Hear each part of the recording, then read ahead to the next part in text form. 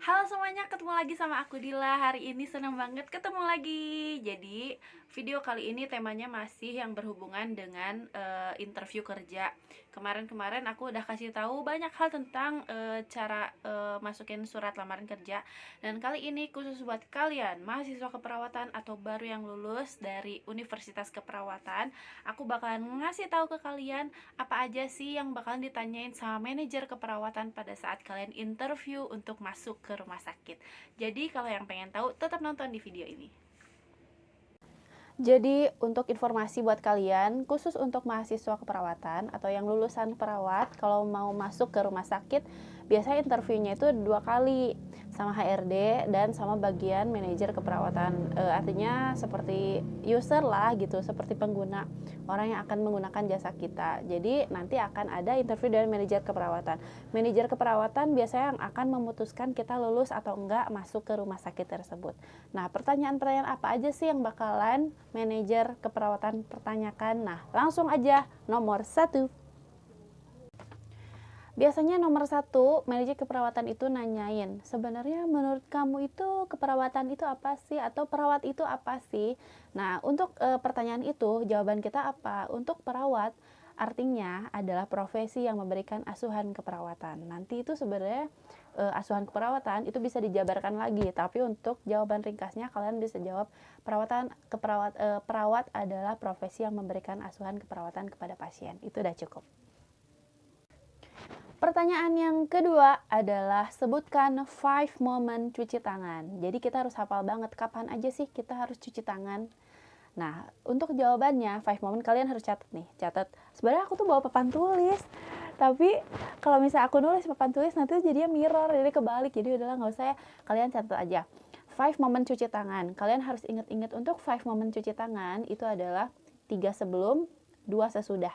3 sebelumnya apa? Yang pertama, sebelum menyentuh pasien. Yang kedua, sebelum melakukan tindakan aseptik, jadi tindakan apapun, kan harus cuci tangan. Terus yang ketiga, setelah menyentuh cairan tubuh pasien. Apapun, mau sekret, urin, apalagi feses, atau keringat, atau apapun air mata, itu termasuk cairan tubuh, kalian harus cuci tangan. Terus 2 sesudahnya, setelah menyentuh pasien, dan setelah kontak dengan lingkungan pasien. Udah ingat? Udah dicatat? Catat ya. Pertanyaan yang ketiga, biasanya manajer keperawatan itu menguji sebutkan 6 langkah cuci tangan. Kalian wajib banget tahu teknik 6 langkah cuci tangan. Sebenarnya aku pengen banget mempraktekkan ini, tapi aku yakin kalian semua udah bisa, apalagi yang udah lulus, baru lulus pasti masih anget. Tapi kalau kalian ada yang masih pengen tahu nama cuci tangan, nanti mungkin aku bakalan bikin di video berikutnya secara khusus. Pertanyaan nomor 4. Untuk pertanyaan nomor 4, sebenarnya kadang-kadang tidak semua perawat tahu, tapi ini tuh sangat-sangat penting. Sebutkan 6 SKP. Kalian tahu nggak sih SKP itu apa? Jadi SKP itu adalah sasaran keselamatan pasien. Kalian harus apa? Karena biasanya ini akan ditanyakan oleh manajer keperawatan. Aku bakalan kasih tahu 6 SKP itu apa aja. Kalian catat juga nih. Yang pertama, ketepatan identifikasi. Identifikasi itu apa ya? Identifikasi pasien. Sebelum kita melakukan apapun, kita harus identifikasi dulu betul nggak pasiennya adalah yang ini gitu. Yang kedua, peningkatan komunikasi efektif. Yang ketiga, peningkatan keamanan obat yang perlu diwaspadai atau high alert. Terus kepastian tepat lokasi, tepat prosedur, tepat pasien operasi untuk pasien yang mau dioperasi. Terus pengurangan risiko infeksi terkait pelayanan kesehatan. Terus yang keenam adalah pengurangan risiko pasien jatuh. Itu kalian catat karena itu adalah 6 poin dari sasaran keselamatan pasien. Pertanyaan yang kelima, nanti kalian ditanyain apa itu GCS. GCS itu tingkat kesadaran ya, kita untuk menilai tingkat kesadaran pasien. GCS itu kepanjangan dari Glasgow Coma Scale. Jadi nanti kalian tuh harus tahu gimana cara ngitung GCS. Nah, kalau kalian pengen ngitung GCS, kita harus paham dulu eye, verbal, dan motoriknya. Nah, untuk nanti kalau ditanya, apa itu GCS? GCS adalah Glasgow Coma Scale. Terus cara nilainya gimana? Cara nilai dari eye, verbal, sama motorik. Nah, nilainya untuk eye, untuk mata itu 4 kalau sadar penuh. untuk verbal itu 5, untuk motoriknya 6. Nah, untuk penjelasan lebih lanjut tentang GCS, untuk I verbal motorik kalian bisa Google aja, nanti ada penjelasan di sana. Terus untuk pertanyaan ke-6, ini pertanyaan yang masih anget banget, kalian harusnya hafal, terutama untuk kalian yang baru lulus dari kuliah keperawatan. Jadi biasanya ditanya, tahapan dari RJP atau BHD itu apa aja? Kalian kalau baru lulus pasti udah PPGD kan, jadi kalau udah PPGD pasti itu masih anget banget. Kalian pasti udah bisa jawabannya. Kalau BHD, RJP untuk dewasa biasanya ya, kalau untuk PPGD dewasa kan biasanya CAB gitu. Jadi kalian harus jelasin untuk RJP tahapannya adalah ini nih. Aku nggak bisa jelasin di sini karena panjang banget untuk ngejelasin tahapan BHD.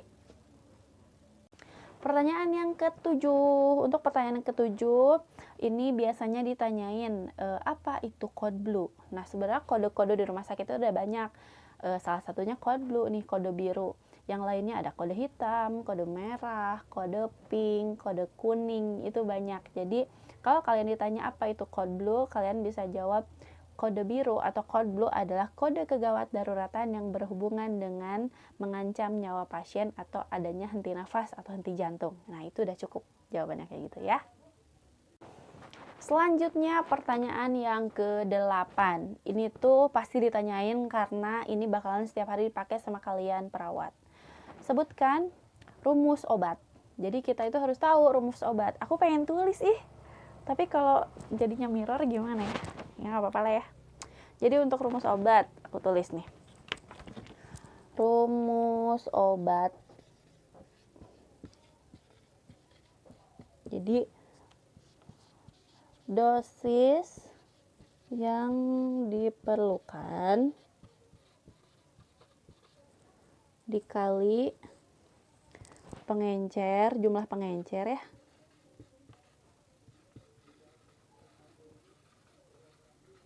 dibagi dosis yang tersedia. Itu kan mirror kan. Jadi misalnya saya perlu baktesin 250 mg. Pengencernya 10 cc. Terus dosis yang tersedia ada 1000 mg. Sama dengan 250 kali 10 berarti 2500 dibagi 1000 sama dengan 2,5 cc gitu. Ingat-ingat, catat. Gimana? Udah dicatat belum? Jadi rumusnya ingat-ingat lagi ya. Dosis yang diperlukan dikali jumlah pengencer dibagi dosis yang tersedia. Oke? Catat. Ingat ya. Pertanyaan yang ke-9. Untuk pertanyaan yang ke-9 nanti ditanya, coba sebutkan 6 benar obat. Nah, jadi untuk 6 benar atau 6B, biasanya nanya gini, sebutkan 6B atau sebutkan 6 benar gitu. Kalau ditanya 6B atau 6 benar, kalian jawab yang pertama adalah benar pasien, yang kedua benar obat, benar dosis, benar waktu, benar cara, dan benar kadaluarsa. Udah ingat? Ulangi lagi ya. 6 benar, 6 pasien, benar pasien, benar obat, benar dosis, benar waktu, benar cara, benar kadaluarsa. Pertanyaan yang ke-10 yang terakhir, nanti biasanya kalian ditanya sebutkan rumus tetesan infus. Nah, tapi beruntunglah kalian di masa saat ini kita sudah tidak menggunakan rumus itu, bukan nggak dipakai sih, tapi karena sudah ada mesin infus pump. Jadi kalau pakai mesin infus pump kita tinggal pencet-pencet aja kita perlunya berapa cc, terus masuknya dalam berapa jam. Nanti mereka ngeset sendiri, nanti masuknya tuh berapa tetes per jam, mau koma-koma juga di situ tuh udah canggih. Pokoknya kita nggak usah khawatir terlalu banyak masuknya atau terlalu sedikit. Nanti kalau udah selesai nanti ada alarmnya bunyi. Tapi kalau tetap ditanyain kalian bisa jawab. Untuk rumus tetesan mikro dan makro, kalian ingat-ingat kalau makro itu faktor tetesnya 20, kalau mikro faktor tetesnya 60. Untuk rumusnya adalah jumlah cairan yang dibutuhkan kali faktor tetes dibagi waktu yang ditentukan kali 60 menit. Diulangi ya. Jumlah cairan yang dibutuhkan dikali faktor tetes dibagi waktu yang ditentukan dikali 60 menit. Kayak gitu jawabnya. Nah, udah dicatat belum? Ulangi. Nih. Faktor tetes mikro itu 60, yang makro 20. Oke? Nah, itu dia 10 pertanyaan dari manajer keperawatan yang biasa ditanyain pada saat interview kita mau masuk kerja ke rumah sakit. Kalian jangan lupa inget-inget tadi jawabannya, rumus-rumusnya juga diinget, diapalin, kalau perlu catat biar kalian bisa belajar. Mudah-mudahan video kali ini berguna buat kalian, dan kalian kalau ada pertanyaan boleh kalian DM ke aku atau via komen. Jangan lupa follow juga Instagram aku di @ardila_winoto. Kalian boleh DM aku, tanya apapun, aku pasti jawab semua DM. Nggak pernah aku nggak jawab. Terus kalau kalian ada pertanyaan atau komentar tentang video ini atau mungkin ide untuk video berikutnya, kalian boleh komen di bawah, kasih tahu aku kira-kira pengen video apa. Jangan lupa juga subscribe dulu channel aku, terus like and comment video aku. Thank you banget semuanya yang udah nonton, yang selalu setia nonton video-video aku. Thank you banget. Bye bye.